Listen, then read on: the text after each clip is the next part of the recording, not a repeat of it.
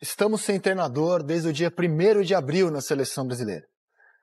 No próximo mês, no dia 5, aliás, próximo mês ainda é maio, né? Hoje ainda estamos em abril. No dia 5 de junho, o Brasil entra em campo para mais uma data FIFA pesada, que começa contra o Equador em Quito e depois tem o Paraguai em casa.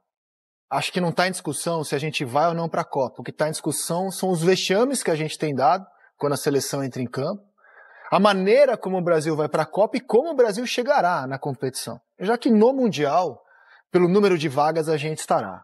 O debate de hoje, a abertura do programa de hoje, é sobre uma seleção há 33 dias sem técnico e que ainda promete que na próxima data FIFA, essa é a palavra da CBF, na próxima data FIFA, teremos um novo treinador, não será o interino. Teremos.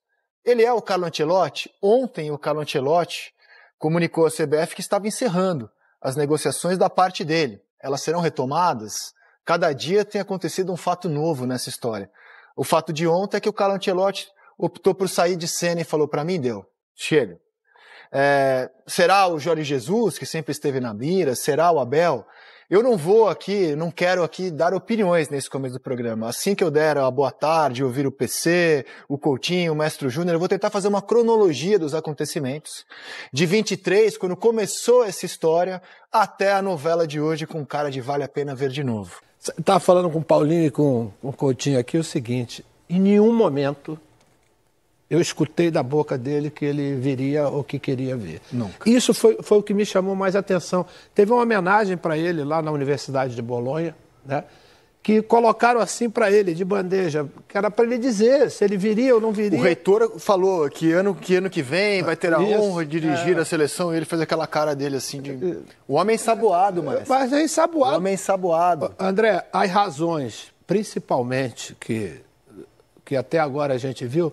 Você tem um diretor de seleções e esse diretor de seleções jamais sentou junto com o futuro ex-treinador da seleção brasileira. Não dá para entender isso, né? Porque hoje o Rodrigo Caetano e o Juan são aqueles que vão ver quantas vezes nós já encontramos eles nos jogos do Campeonato Brasileiro, de todas as competições. Eles estão fazendo dossiês, estão fazendo relatórios para quem? Naturalmente para o próximo treinador. E não houve nenhum contato, né, entre esses que estão fazendo esses relatórios para entregar em mãos ao futuro treinador. É uma coisa meio incoerente, que não dá, na minha cabeça não dá para entender, sabe?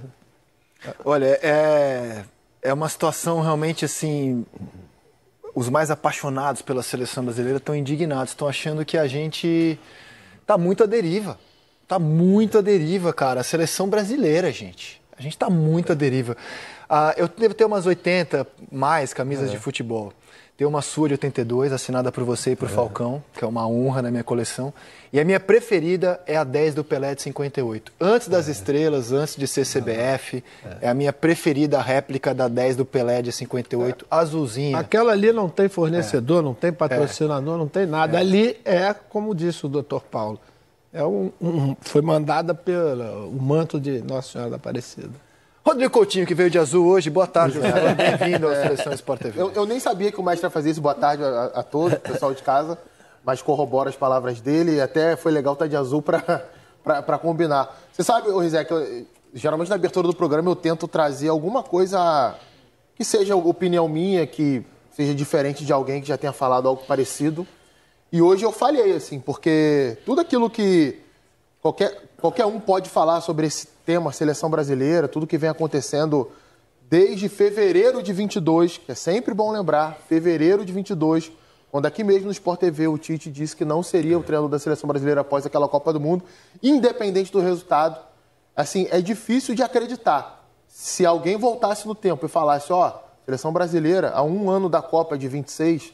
não vai ter um técnico efetivo e vai ter toda essa novela envolvendo o Carlo Ancelotti, que, na minha opinião, assim, acho que ele nunca quis 100% isso. Eu sei que tem gente que já apurou coisas que vão no outro sentido e eu respeito muito isso, mas eu não consigo me convencer de que ele, de fato, em algum momento de toda essa novela, de toda essa negociação, tenha batido o martelo assim, não, eu vou ser o próximo técnico da seleção brasileira. Acho que ele considerou a hipótese, ele respeitou o pedido, ele não fechou a porta, mas ele jamais se viu de fato dirigindo a seleção brasileira. E aí o motivo eu não sei porquê, é apenas um feeling que eu tenho nesse sentido. E assim, cara, eu fiz até uma analogia ali, a gente estava almoçando, né?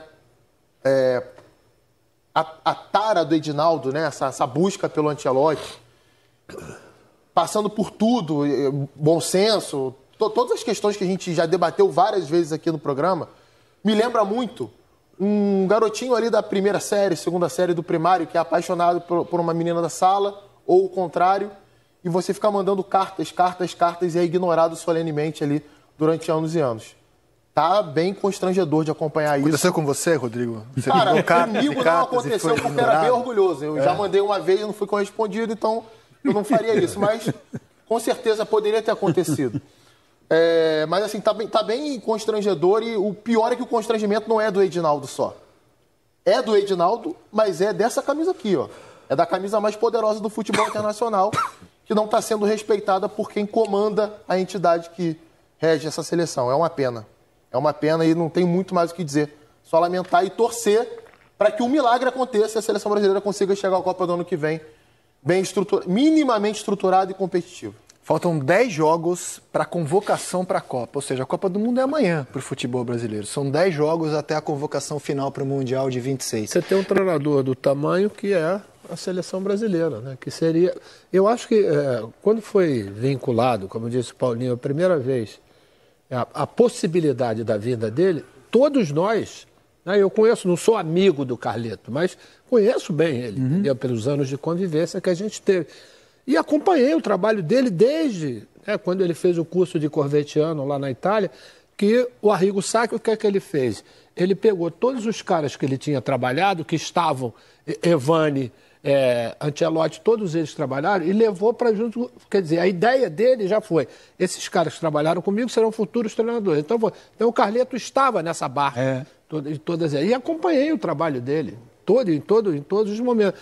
Quer dizer, é um nome indiscutível e realmente de acordo com o nível da seleção brasileira, da entidade de seleção brasileira. Só que, como eu vou repetir, não escutei em nenhum momento ele dizer que viria, ou então dizer que estava querendo vir. A gente tem outros, como parece que é o plano B, que é o do Jesus, que já disse abertamente que viria com o maior prazer, como é do mundo. Entendeu? E então, tem uma coisa, André, muita gente tem dito o seguinte: talvez o Jesus fosse mais indicado porque já conhece o futebol brasileiro, acompanha o futebol brasileiro, está muito mais inteirado daquilo que acontece antes do Flamengo, no futebol brasileiro, e eu acredito que esses caras, esses meus amigos, eles têm razão.